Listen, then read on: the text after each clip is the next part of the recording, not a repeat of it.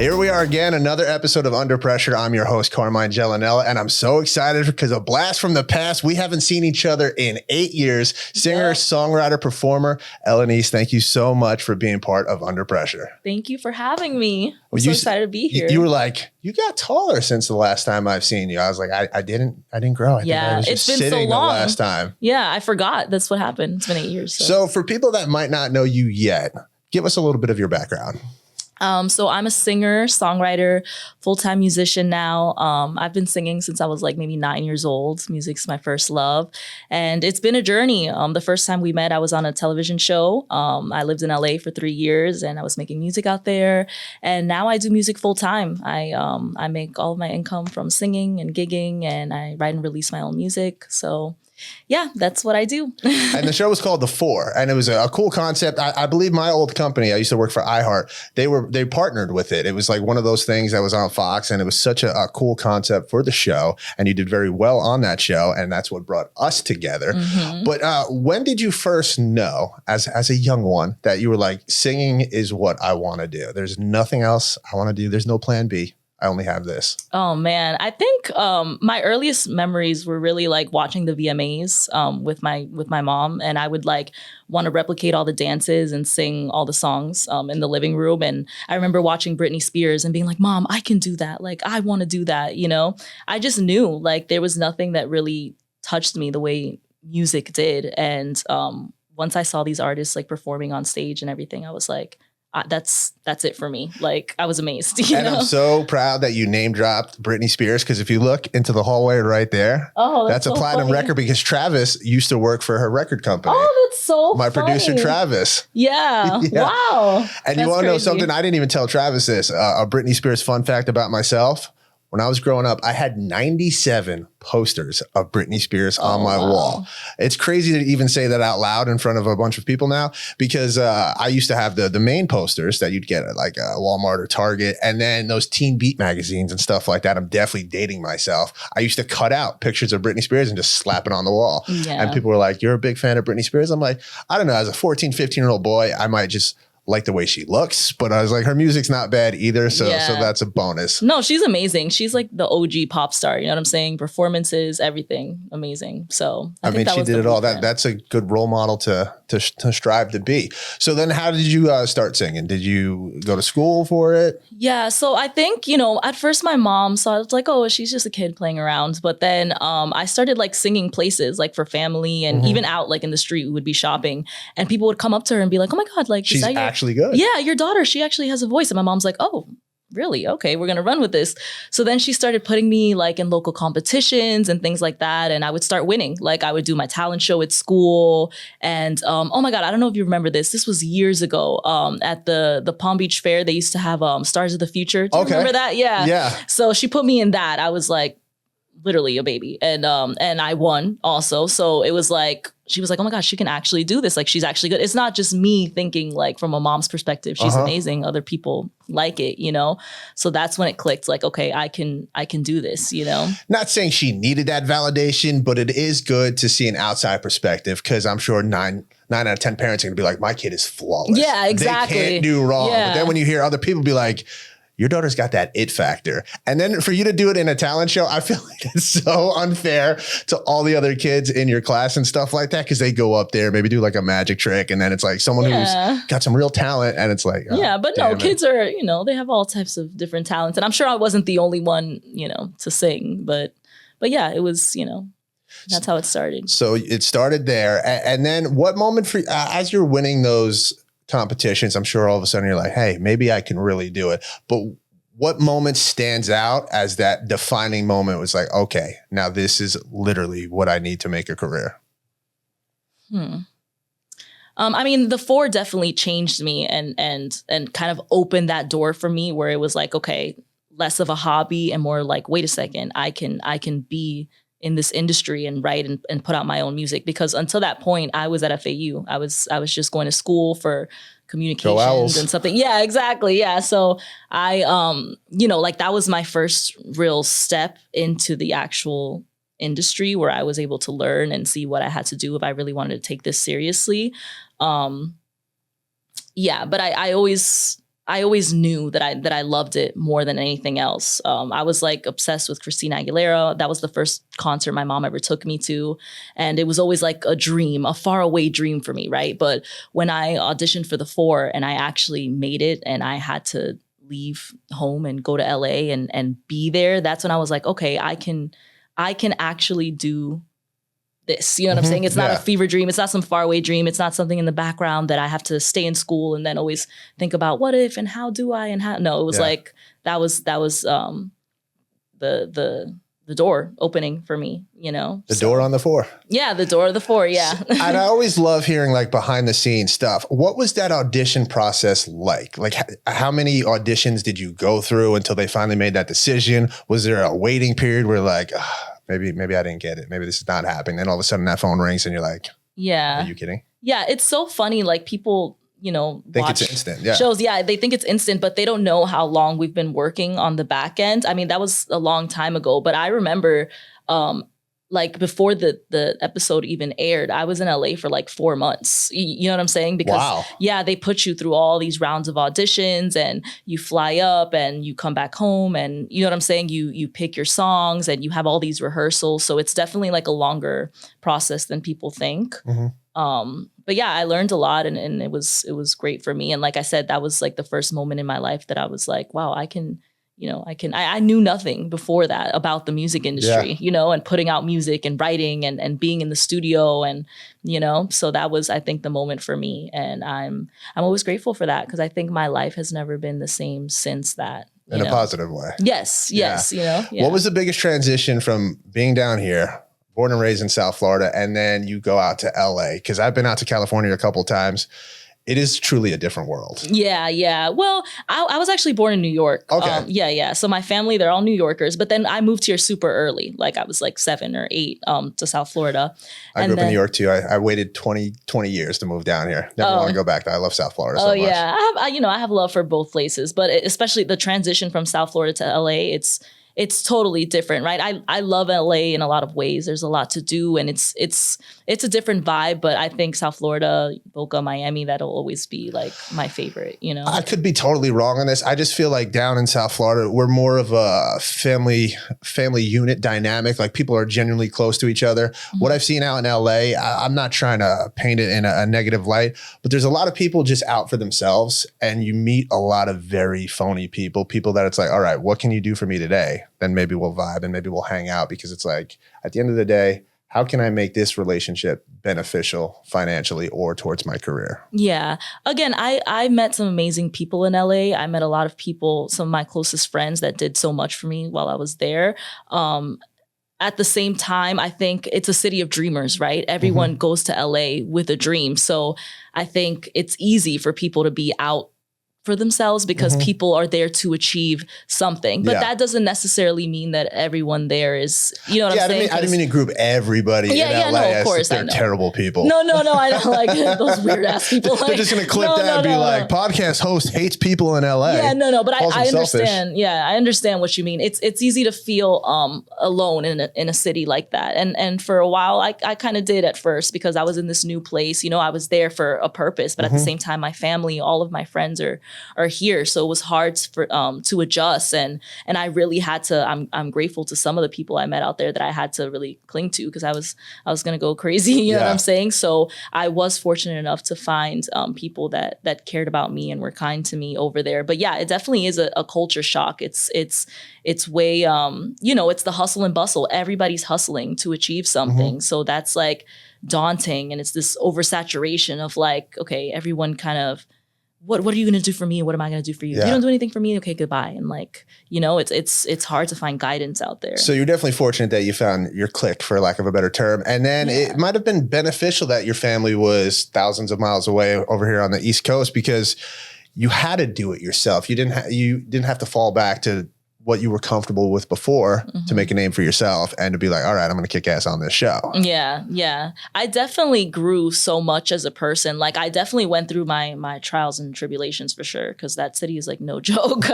And especially, like I said, everyone's trying to achieve something. So there was a lot of learning and growth I had to do, but I wouldn't have it any other way. I don't regret it because it totally changed me as a person. That was the first time I was really on my own. Like, and I remember, I think we spoke about this with my mom, but you know, I'm so close to my mom and my family. And your mom's a momager, right? Yeah, she is. How is that? I mean, amazing. You know, she's tough, and she, you know, I trust her. She trusts me, but it was hard because I was like, I'm leaving to do this, and she was like, "What do you mean? Like, you know, what do you mean? We're like this, you know?" So it was the first time I was on my own without my family like there with me, and yeah, I had to grow up, you know. So. But I'm grateful. I'm grateful for the experience. Well said. That's awesome. That's good stuff. And I always want to get inside your mind when it comes to singer-songwriters. What's your writing process? Like what inspires you? Oh man, sometimes it's weird. It depends on the day. Sometimes I wake up with a feeling and it's like writing is the outlet for me to be able to express that or like get rid of a feeling if it's an uncomfortable one. Or so it starts with a feeling and then I'm like, okay, let me go listen to some loops or some chords. There's this software I use, Splice. It's not a software, it's a website, and you can like listen to loops all day and different sounds and different instruments. So if I'm feeling really creative that day or I'm feeling something that I feel like I have to get out or I have to write down, I'll sit down and listen to a bunch of loops or different chords. And then I go on my DAW, I use Logic, and I'll just loop that. And I'm like, okay, let me see what comes to me. So maybe a certain phrase, or sometimes I write melodies first. Like I'll just hit record, no pressure, and I'll just sing whatever melodies I hear. And then I'll lay that down. And once I have like a structure of like, okay, this melody could be a verse, or this melody could be a hook, or this sounds like a pre to me, then I'll put words to those melodies. Words that kind of go with the feeling that I was feeling for that day. Or even like sometimes I start with a feeling and then I'll lay the melodies down over the loops, and I'll like the idea will change because I might have woken up with some feeling, but then I listen to the melody and the beat and I'm like, oh, that's different. So I go in a whole different direction. So that's really like the process for me. Just like sometimes it's melodies first, sometimes it's concept first. It just depends on the day, you know, but. I like how it's like putting together a puzzle. Yeah. I really like that process. That's cool. How you were like, I do the melody first, or I do this, I do the pre. And I was like, I would never have thought of it that way. Yeah. And I know in my industry, I was always worried about it because it's advancing at such a ridiculously rapid rate. I mean, you could take a clip of my voice and then maybe just do a podcast based on AI. Is that something you're constantly thinking about, the way people are using AI to create music, to create beats? I mean, you can create a whole song if you just throw in a sentence and it spits out something. Obviously, it's not going to be like you singing it, but it's scary that that's going to be a point where we're living in a world like that. Yeah, it is actually scary. Like that's the only, you know, I've never used AI to write anything, but it's interesting and scary the way technology is like advancing, because it's so funny. I was telling my friend the other day, I was listening to a song on Apple Music or Spotify, and I was like really, you know, into it. And I was like, oh, this is fire, whatever. And then it turns out that it's actually from an AI girl group. It's not even like a real. So they don't exist. They don't exist. Yeah, but I was vibing to this song. And you were vibing, you're like, who did this? Yeah, I'm like, oh, this is fire. And then I looked up the girl group and I was like, this is not even a real. So it is scary because it's like, what does that mean for us musicians and us songwriters and us artists? Like, you know what I'm saying? Because you want to get paid, especially if they're going to be using your likeness. And that is the scary thing. I listened to like a 15-minute podcast one time. I was like, these people seem like they've known each other forever. Same thing. It was just AI. It's scary. And I messed around with it on my old radio show, Carmine and Megan in the Morning, that I used this program, and I would say like, have Santa Claus finding out that Mrs. Claus has an OnlyFans and make it into a song. And then it spit it out in like 3 seconds. And it sounded like borderline a professional did it. And it's like, where are we trying to go with this? That's what I do. We want to just completely replace everybody. Yeah, it's scary because it's gonna be a test, like to see like how needed are we as human beings. You know what I'm saying? Like, does that those organic ideas and those organic feelings, are they are they always going to be more valuable, or are we just going to just be easily replaced? You know what I'm saying? Like, and we're putting so much into AI and making our lives, quote unquote, easier, that it's going to come to a point where we're not going to be able to do anything for ourselves. Like, people use AI as a tool. I do believe there are plenty of ways to use it to your benefit, to help you out, to maybe rewrite something, whether it be a meme or something you might like, trying to come up with content stuff to post on Instagram or like TikTok. But it's like, you can't fully put everything that's should be coming from you creatively into AI, because then there's not going to be any more creative people. Exactly. Yeah. And I'm always, I think we have worth as creative people. So that's the scariest thing to me. Like, what's going to happen when we're no longer needed, or, oh, ChatGPT, they could write a song better than me. They're Drake, or, you know what I'm saying? So then what does that mean for us? So, because then on the other end of things, how many artists are using an AI service to write a song and then they're singing it? So it's them. It's not like this girl group that sounds fire, but they don't exist. And who's making money off of them now? You're thinking like, all right, who's making all that money off a girl group that doesn't exist? But how many people are using AI to write their stuff? Because it'll also learn from you. So if you put a bunch of your songs into this like system, it's going to kind of get your vibe and then spit out something that you may have thought of in a way. Yeah. It's really scary. And I think, again, there are some, positives to technological advancements and all that. But at the same time, I feel like it's just creating more opportunities for us to be exploited, because then it's like, okay, why am I going to pay you, an artist, or sign you as an artist, as a songwriter, when I could just get AI to create some fake girl group or a fake songwriter or whatever, robot. I don't even know what to call it. Yeah. And then robots are coming out too. They'll just literally throw a robot group out there that moves and looks just like us. And they'll do it for free, right? So it's like, what is that? Just some fat dude in a corner somewhere making tons of money off of technology. The times are scary. I kind of think, and once again, the second time on the show, I'm going to date myself, like when Napster came out and LimeWire, and artists were like, wait a second. Oh my God, LimeWire. Yeah, you can't just you just can't download a song without paying for us. That's our property. Like, we want to get money off it. Everyone's like, oh, it's not hurting anybody. No, it's hurting a lot of people that have careers, people that are looking to make money off the hard work that they put into these songs. And we're just stealing it. And to fill everybody in who might not know what Napster or LimeWire is, where you can download music illegally.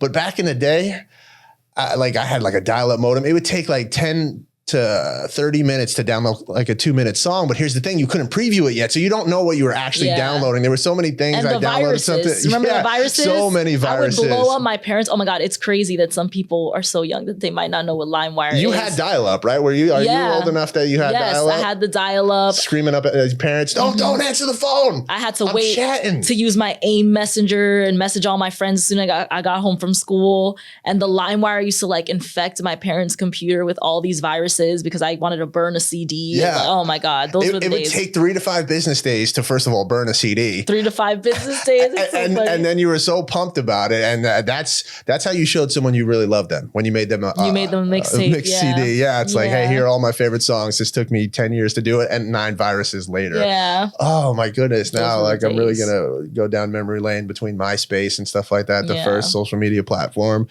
when you could change your background and have that song about how you felt. Oh my God. It's like, Ellie's in a bad mood today because you see she changed her MySpace song. Yeah. Or the top 8, where you would like have all your friends and then switch the positions, and all the drama would be like, oh my God, like they were her number 1 and now they're her number 3. Something happened. And as a guy, I didn't think that would be an issue. When I tell you, there were so many of my guy friends that's like, bro, I'm not in the top 8. Like, we hang out every day. It was like the drama. It's not that deep, but it was. Yeah. That was as deep. And then the AIM messages, when you saw your friends were on there, or your crush, you were like, oh my God, it's like, it's time to chat at 9:30 at night, thinking you're a badass. And then you talk so much game. Like, I used to think I had, kids today call it Riz. I used to think I had the most Riz, right? When I was talking to someone on AIM, I'd go see them the next day, silent. Wouldn't even talk to them in real life. But it was something about because we were already learning to interact on the screen and not in person. Like that's where the problem began. And I remember, oh my God, like I was in what grade was I in? Like 6th or 7th grade. And all of my friends learned like code, or like we would copy and paste the profile code to be able to like customize the backgrounds and add the music. You thought you were cool. Like I don't even understand how we were so young doing that. Like we would know the color codes to put into the code for the profile, and we would have the backgrounds and all the music and all these GIFs moving around, and wow. I couldn't make breakfast, but all of a sudden I was a hacker. That could make my background look really freaking cool. Making my MySpace skins like, oh my God. Yeah. So let's talk about your music currently though. So you got some songs out. Tell me about them. Yes. My latest song, my latest baby is called Vision. It came out March 28th. I'm super proud of it. People are resonating with it, and I get messages all the time saying, oh, this is my favorite one of yours so far. So I'm really happy about it, and I'm happy people relate to it. And we're going to put tons of links on this, especially when this is up on YouTube so they can find it, they can consume it. Yes. So where do you see yourself? I know this is a silly question because you can't predict the future. I can't even really know where I'll be tomorrow, but where do you see yourself in 5 years? Oh man, that's always, people always ask me that question. I know it's a silly question, but it's just like, I couldn't tell you what I'm having for breakfast tomorrow. And that's a true story. So I know it's a difficult one to answer, but in your perfect world, where are you in 5 years? Man, I'm never going to stop making music. Mm-hmm. So I'm definitely still going to be putting out music, still writing, still releasing stuff, still singing, hopefully, because I really do love gigging. And I think this is the first time where I just like gig full time and singing every night and getting to meet people. I love that. But I'm also older, right? Like I just turned 30, and that's really not old. We need to stop making that older than I was when, 30's the new 20. How about that? Of course. But like, now my perspective has changed. You know what I'm saying? Like I've always been all over the place and traveling, and I'm going to LA to do my music, and I gotta, work on this and work on that. But now I kind of just want like a bit of stability. You know what I'm saying? A bit of calm. I love kids. Maybe in 5 years, I would love to have a kid. Do you have a number? A number? How many? Oh man, I don't know. In a perfect world, I'm super rich and I'm just Angelina Jolie and I had 6 of them. You know what I'm saying? But you'll adopt some as well then, right? Yeah, exactly. Yeah. I love kids. So I've always kind of wanted a big family, but I'm happy with 1 or 2 if that's how it ends up happening. But yeah, like I just have like a different perspective on things, and I'm very family oriented. So I think in 5 years I want a family and some kids, and I want to still be able to sing maybe a few nights a week, and I still want to write music and put it out. And I think now I've just learned to live day by day and be grateful for what I have day by day and be happy, find those bits of joy. I don't really obsess over like the long term and this is what it has to look like, you know. I'm just like, okay, I love to do this, I love to do that. As long as I have that on a daily basis, I'm good. So that was the best way you could possibly answer that question. Because it's like when you start planning your entire life, that's why the same thing when I always thought New Year's Eve was always a disappointment, because so many people try to plan every single thing, to a T, that if one thing doesn't go the way you wanted it to go, you think it's not a successful night. You don't think it's a fun night, instead of just going with the flow, whatever happens, happens. And you mentioned kids, you want to have kids. If you have a son or daughter that wants to pursue a career in music, what advice do you give them? Because, it hasn't been easy, but you love what you do and you can clearly see that. And it's really cool to be around somebody who just loves what they do as much as you do. So first of all, thank you again for being on the show. But would you tell your kid, do something else first and then we'll see? I think I would encourage them the way my parents encouraged me. And I think when you love music and it's in your being, it doesn't matter what anybody tells you. Even if I were to tell, which I wouldn't, but even if I were to tell, I think you should go another way, it's something that is a part of you and you feel like you're not fulfilled unless you're doing that. So I would definitely encourage them if that's what they want to do, whatever they want to do. I'm gonna support them as long as it doesn't harm them or anyone else, Yeah, of course. But I would be like, go for it, because I feel like even if someone would have told me, don't pursue that or whatever, I would have never been completely happy. I just love having music in my life in any aspect. And I think as long as I have that, I'm satisfied. So I would definitely encourage them if that's what they wanted to do. And because I'm pretty sure you're going to pass that down. You're going to pass that down to your kids. If they don't come out singing, I'm going to be upset. I'm going to be like, what's going on? DNA. And I bring that up because I'm fortunate now to be in this media where a podcast is something that's, coming up. A lot of people do have podcasts. So it's kind of like they should make podcast equipment more expensive. You see that all the time. It's like anybody can do it. But when it came to radio and my radio, like I used to have to tell so many people, I'm like, honestly, I love it, but I would not pursue it. I'm like, you're not going to get to where you are. So few people do. And it's an industry that is, I wouldn't say dying, but they're condensing it. There are so many shows that are on 9 to 10 different stations. You don't have a chance to be an up and coming radio personality. That's why I'm so fortunate to have this and the show that I want to grow, that we have these various people come on the show all the time. And without that, I don't know what I would do, because I truly would not tell somebody to get into this industry otherwise, because it is just, you're going to be disappointed. And that's great that when it comes to music, that you can wholeheartedly say, you know what? Follow your dreams, follow your heart, because you can make it. Yeah. I mean, I think the biggest regret is not trying. Hey, you could try and give it your all and fail, but it's like, that's not trying is worse, because you'll never forgive yourself for that. So if there's something you want to pursue and there's something you're like, I can do this, I want to try, go for it, because that's the only way you're going to know. Well, Ellie, I can't wait till you're selling out concerts. And we jokingly said before, where's one place like you'd want to perform, but never want to actually be on the other side of it? And we were talking about festivals and music festivals, because I'm like you. Like, I love to see a variety of artists and I love the concept of music festivals, but I'm somebody, I'm not even gonna say I'm bougie, but if I'm in Gen Pop, like I'll lose my mind. Like, I need to be a VIP, because if I'm shoulder to shoulder with people, especially down here in Florida, it's going to be hot. I don't care when it is. That's why Sunfest is moving. They're not doing it this year, but I remember I was like, why couldn't they make Sunfest in like December, because it's May. Yep. We're in. There's probably gonna rain. Yeah. Exactly. They should call it Rain Fest. There were so many times, but there are people out there that love festivals. Yeah. Like the Coachellas of the world, the Stagecoaches of the world, and I'm just like, I don't know.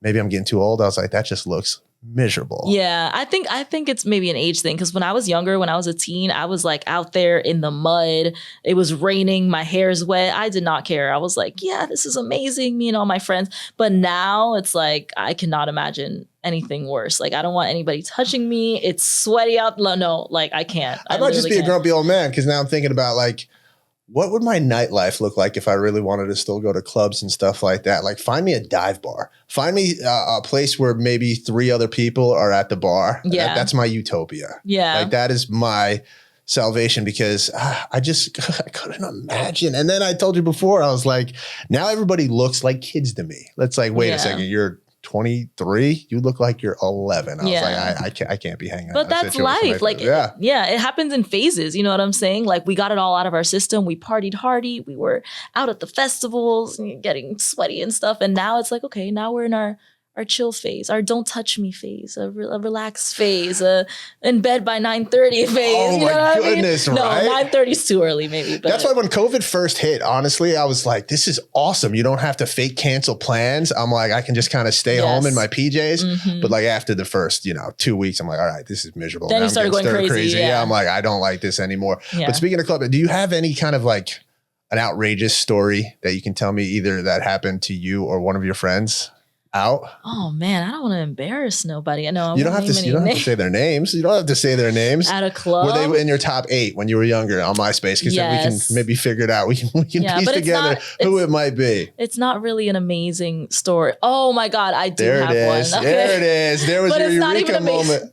It's not amazing. So me and my best friend at the time, we went out to Fort Lauderdale, Himurashi Street, and I had this crush when I was like in 3rd grade. Okay. Like, he was like, you're everything. My idol. Yes. Like, you were writing his last name in your books. Yes. But mind you, I was in like the 3rd grade. Right. So, we grew up, we went our separate ways, whatever. I think we had each other online or whatever. So I went out with my best friend that night. We're on Himurachi, and I don't know what happened to her. I don't know if she drank too much or whatever. She started having like heart palpitations. It was crazy. Red Bull and vodkas would do that. Yeah. So she started having. So we were just at the pizzeria. We had our drinks. We were so young. We'd had drinks, whatever. We were sitting in the pizzeria. She has to lay down on the floor in the pizzeria because she's having these heart palpitations, whatever. So we're like, oh my god, should we call an ambulance? The pizza guy's coming. Oh my god, let's help her, whatever.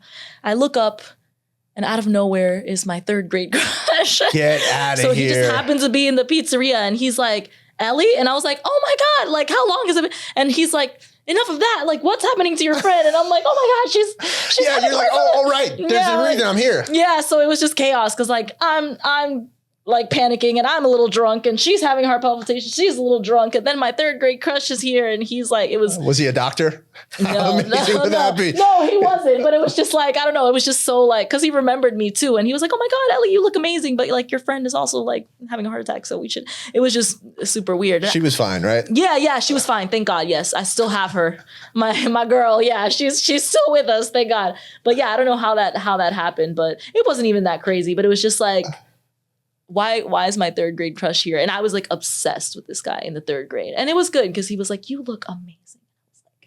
I do. Thank you. Like, it's so nice to see you again. But did that lead to anything, or you just hung out? Or no, it didn't lead to anything. Like, oddly enough, like I think he was like, oh yeah, I'll add you on Instagram or something. And but we actually ended up like when she was better, I think we like hung out a little more and had a couple drinks or whatever. But That's nothing cool. ever came to it. But it was just like so random. Yeah. And she knew that I was obsessed with this guy from like third grade. Oh, even better. Yeah. So she was like, through her heart palpitation, she's like, she's like, if this is the last thing I see, you better get married. She's and like, oh my God, isn't that, So it was so funny. But so my best friend, we were in a club, right? And he was feeling good. He was the life of the party, this, that, and the other thing. He's like, yo, tonight I'm hooking up with a chick. He's like, I got this, bro. I'm like, yeah, you do you. And he wasn't a very confident person, right? So I was like, I don't know if it was the alcohol or whatever, but he was in it. He's like, tonight's the night. I'm like, okay. Sure, go for it. Mm-hmm. So I'm just looking around. I'm just having a good time. I see this girl. There's a planter behind the this door, right, to get out of the area we were in, and she's just throwing up, throwing up nonstop. I'm like, oh, that's disgusting. Don't think anything of it. 30 minutes goes by. Who's making out with the chick that was just throwing up in the planter? Oh no! One of my best friends, and I did not have the heart. He's going to know the story now. You're never going to let him live that down. This is the first time I'm telling the story. I don't even want to mention his name because when he sees this, he's going to know that he made out with somebody who was literally chucking up her night at that moment. You're ruining that for planter. him. But he didn't taste it. You know what I mean? Because he might have, but he was probably on it. I'm going to ask him that now. I was like, you didn't taste it? Because I couldn't do that to him. I was like, he was so pumped. He was bragging about the whole time.